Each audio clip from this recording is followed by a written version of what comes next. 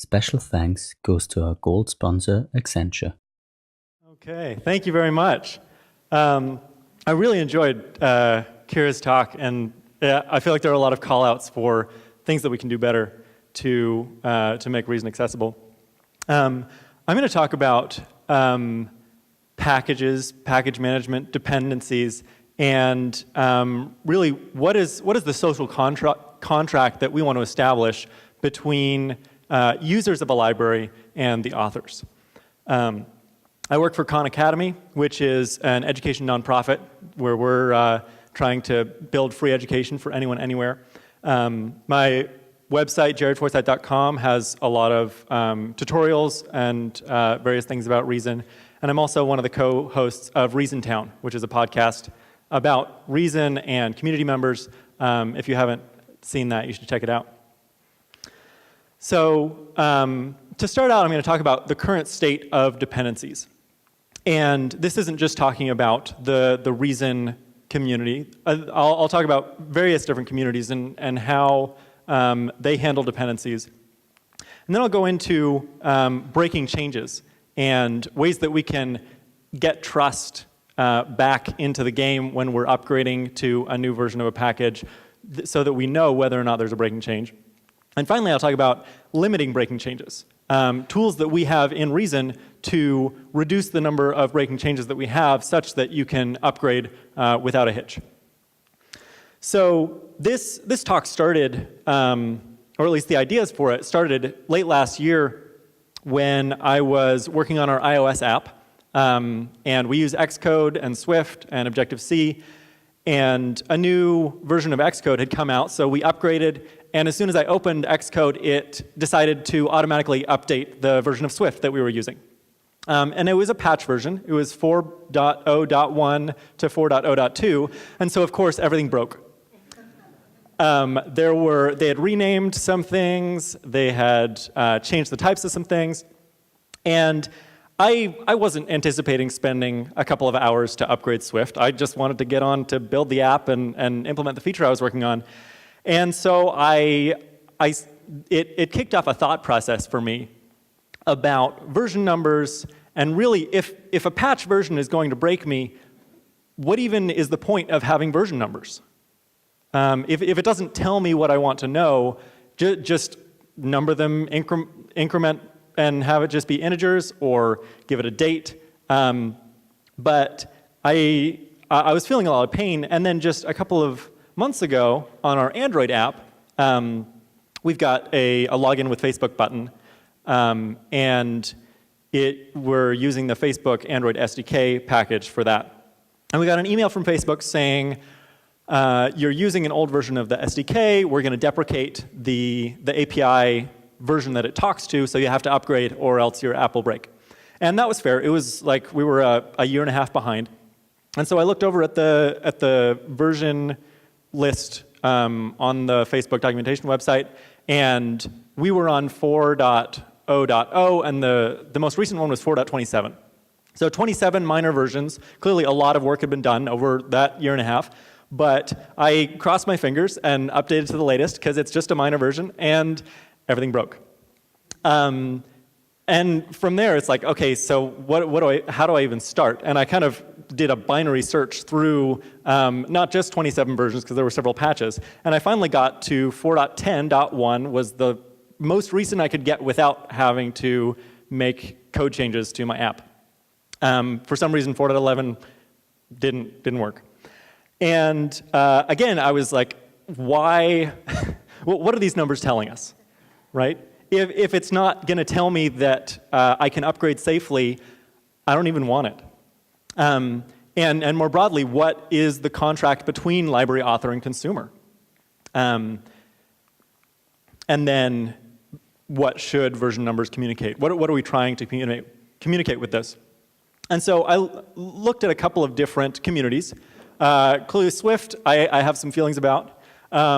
A major upgrade, if you're not familiar with the Swift ecosystem, a major upgrade will take you hundreds of hours of work. The upgrade from version 2 to version 3 was like stop the world, spend a month, your entire team is going to upgrade. It was ridiculous. Version 3 to version 4 was a little bit easier, but still a huge mess. And then we look at minor versus patch, and I really don't know if there's a difference. It's just like arbitrary, I feel like this is a minor version. Doesn't do me any good.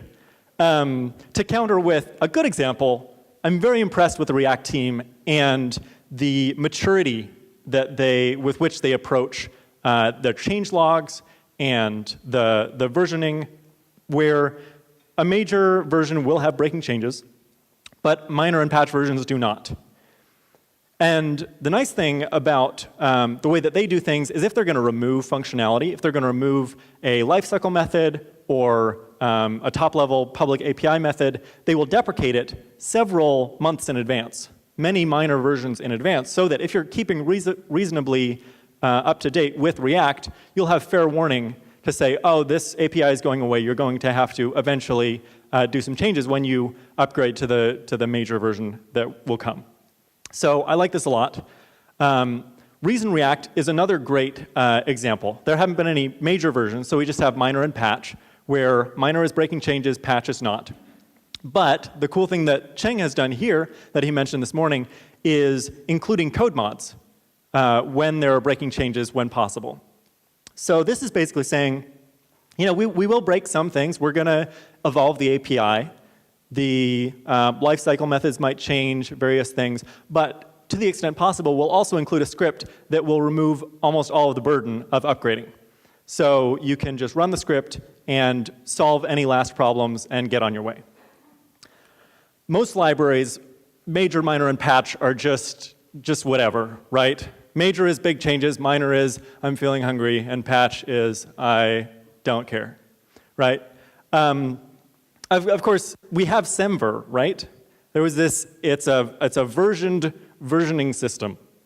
And major is breaking changes, minor is bug fixes and features, patch is bug fixes. But it actually doesn't do us any good if it's not enforced. If I can't have any confidence when coming to a new package that it will follow these rules, then it might as well not exist. And so the first problem is it's not enforced. The second problem is it's very author-centric. And it makes sense when you're, as a library author, when I'm thinking, okay, I'm going to release a new version. What did I do? Let's see. This one only had bug fixes. Okay, that's patch. This one, I added some new features. I'll call it minor. This one, I broke the world. I'll call it major. But like I said before, I don't care whether you added new features or just fixed bugs. I care whether you're going to break me. Because the times when I'm upgrading are the only times when version numbers make any difference. If I'm installing your package for the first time, I don't care what version you're at. And besides that, the version number you're at doesn't actually tell me how many, oh yeah, you added new features 27 times. That's excellent. The times when I upgrade is, A, there's some external requirement, right? Either Xcode decided that I'm upgrading today, or Facebook deprecated an API, something like that. Or there's a specific version that I want to upgrade to because there's a bug fix or because there's a new feature that I'm missing. Or, of course, the ever-present fear of missing out, which in this case is actually just fear of future pain, where you fear, if I get too far behind, it'll slog me down so much and upgrade will be terrible, which it sometimes is anyway. So the question that I really care about is just, will this version break me? And under Semver, the major version is maybe, minor and patch or no. What really happens is probably, maybe, and maybe. What I would love is just say either it's dangerous or it's safe. Either there's potentially some breaking changes or there's not at all. And there is a middle ground, actually, if we take inspiration from Reason React, where we could say this is safe with a code mod. So either upgrade is seamless, upgrade is mostly seamless, or you're going to have problems. And this safe with a code mod, I want it to be guaranteed safe. Not this code mod will remove most of the breakage. A minor version should be, it is safe if you run this code mod, there will be no problems.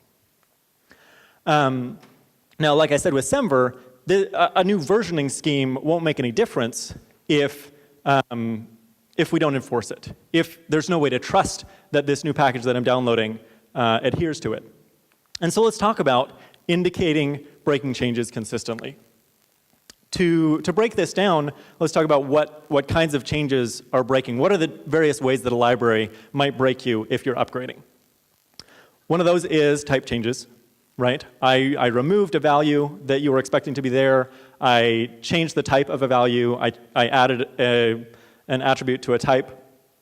And those are things that the compiler will catch. A little bit more insidious is behavior changes. And if you have tests, your tests will catch those. Of course, there's also untested behavior changes, which your users will catch. And then there are dependency changes, where even if I don't change anything in this library, if I upgrade a dependency with a breaking change, and my users are depending on that behavior or that type, that could bubble up and also be a breaking change. Or if I add a dependency, it's possible that a user will be depending on a different version of that. Say I'm Reason React, and I upgrade my React version, but this client is using a different version of React. Or I didn't have React before, and now I add it. And now there are two incompatible versions of React that are both trying to be included. And that's a breaking change. So adding a dependency or doing a breaking upgrade of a dependency, that's also a breaking change. To catch each of these, with type changes, we actually have a great example in the Elm community. Elm has their own packager, their own package registry, and when you publish a new version of your package, the packager will check the public interface of your package. It'll check the types, it'll check the values against the currently published version. And if you make any breaking changes, it will update the major version. You can't lie about your version number. So I love this. And I asked some folks in the Elm community how they feel about it, and they love it. They said it just makes it so much easier to upgrade because you can have confidence that it will be safe. Of course, this doesn't handle behavior changes, but what we could do is in our reason publish step, we could run the tests from the previous version of a package. And if the previous version's tests pass with your new implementation, then you haven't changed any behavior, or at least none of the behavior that was tested. If you don't have tests, then we have to get a little bit more tricky. One way to do this is, what if we ran the tests for all of the packages that depend on your package with your new version installed? And then if any of those break, then you broke them by proxy.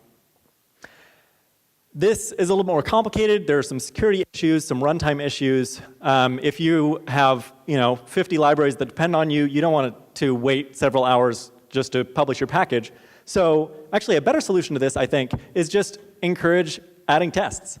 Where if you are using my library and you're using some functionality that isn't tested in my library, submit a pull request testing that.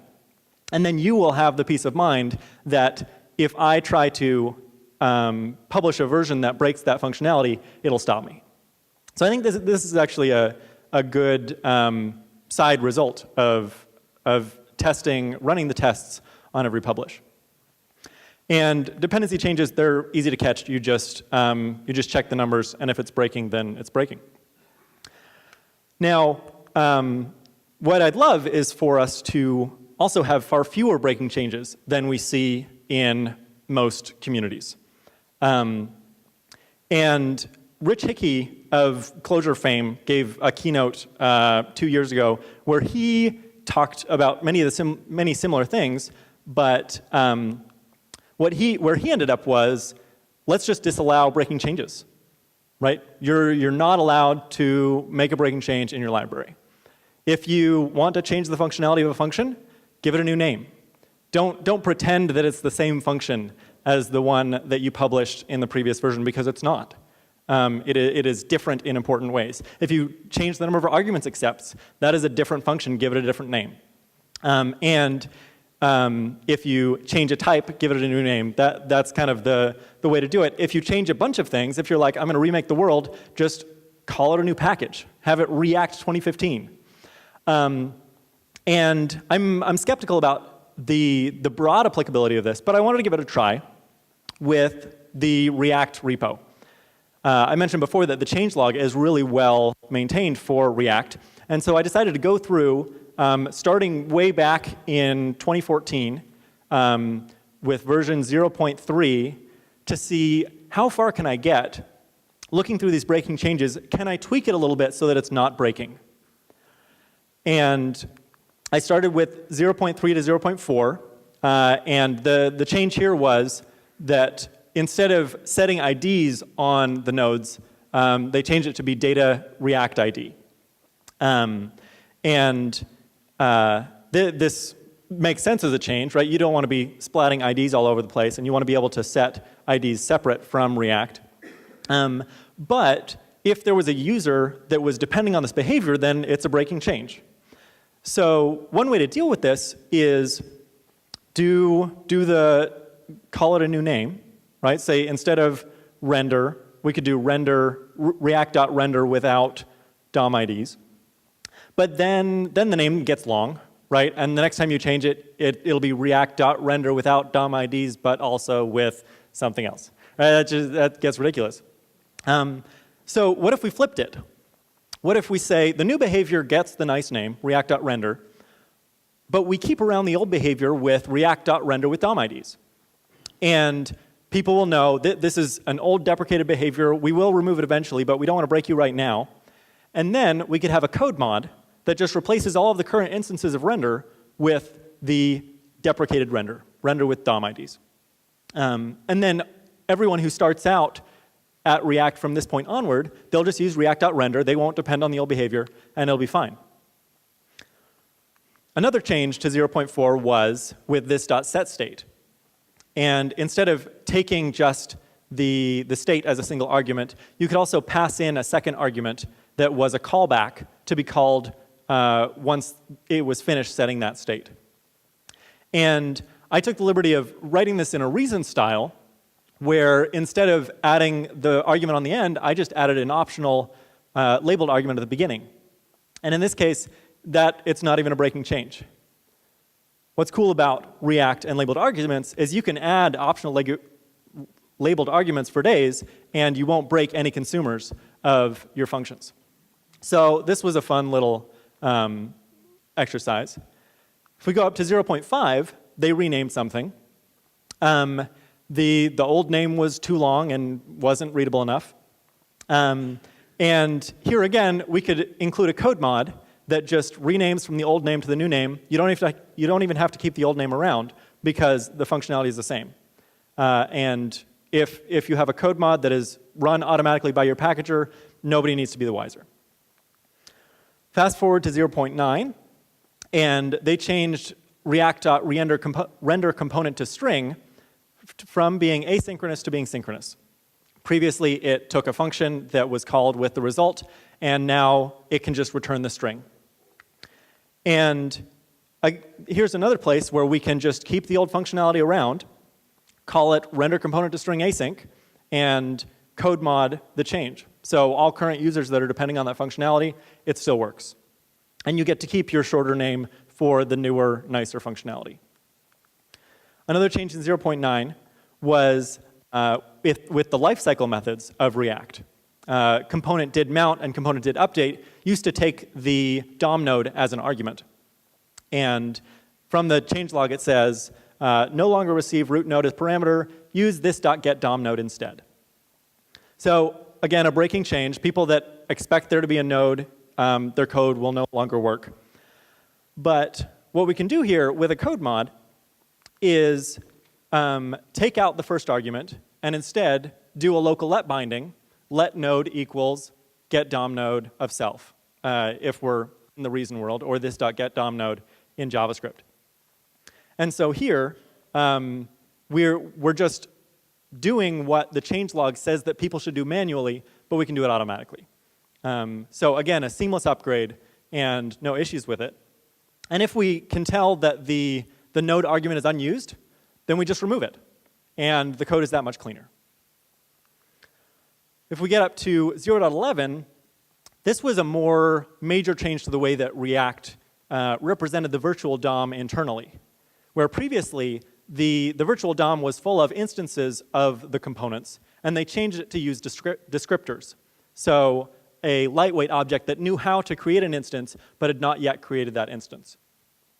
This had various performance wins and other things, but it also means that the time when a component is constructed changes. It'll now be later. If you wanted to call a method on the component that you had just created, you wouldn't be able to do that. And so I think this merits a breaking change. This is a fundamental way to how React is structured. This could be a major version.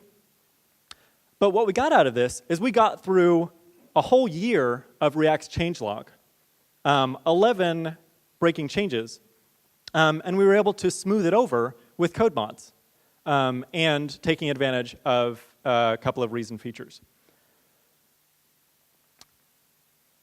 As a bonus, when we are writing reason code, we can use opaque types to reduce the number of breaking changes even more. And this is, here on the top, I've got some fake file that I came up with where there's a person type that has a name and the number of parties that they go to or are affiliated with. I don't know. And we expose a make function and an add party function. Now, what we could do is we could just expose the person type completely, and then the user would be able to add parties or create the type. But if here in the interface file down below, we just say, there exists a type T, you don't get to know what it is, but I'll give you some functions for operating on it, then this is much more future-proof. If we wanted to change the person type to be a list or a tuple or add attributes or remove attributes, as long as we were able to maintain those functions, the make function and the add party function, it would not be a breaking change for users. So as you are coming up with libraries, thinking about what is a good API, think about using opaque types to make your library more future-proof so that you can have far fewer breaking changes. Finally, kind of what needs to be done to make this dream of a reality.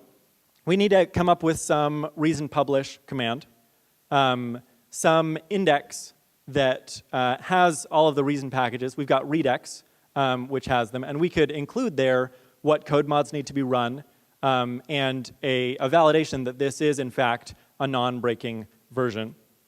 And then when we install, we could run any code mods that are necessary. And another big thing that's required for this vision to become a reality is code mods need to be a lot easier to make. Cheng Lu has put a ton of effort into making PPXs for the Reason React upgrades, but there's a lot of code in there, and it takes a lot of knowledge, a lot of tabs open with the OCaml docs, the compiler docs, you name it. So I would love for somebody in the community to make a tool where you could very easily do common code mod operations. Like, we are renaming this value to this value, or we are adding this argument, or removing it, or reordering it, or whatever it may be. Thank you very much.